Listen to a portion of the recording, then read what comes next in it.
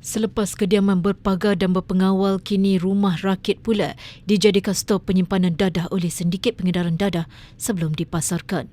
Dalam kes terbaru 12 Ogos lalu, Polis Johor berjaya menumpaskan satu sindiket pengedaran dadah hasil 3 serbuan, termasuk di sebuah rumah rakit di Masai, sekaligus menahan 9 individu dan rampasan dadah bernilai 7.93 juta ringgit.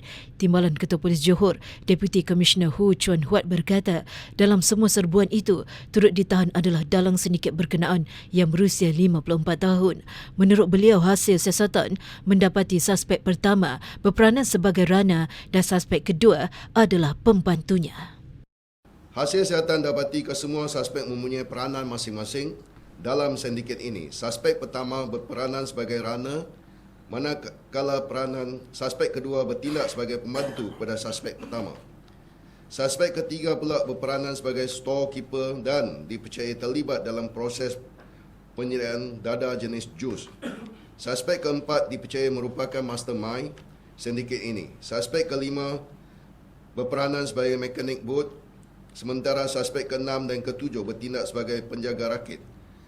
Suspek ke-8 dipercayai terlibat dalam pemprosesan pil ekstasi serta cartridge vapes, manakala suspek ke-9 merupakan temuan wanita kepada suspek ke-8.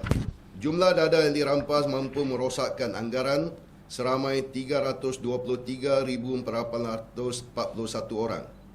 Sindiket ini percaya aktif sejak bulan Januari tahun ini.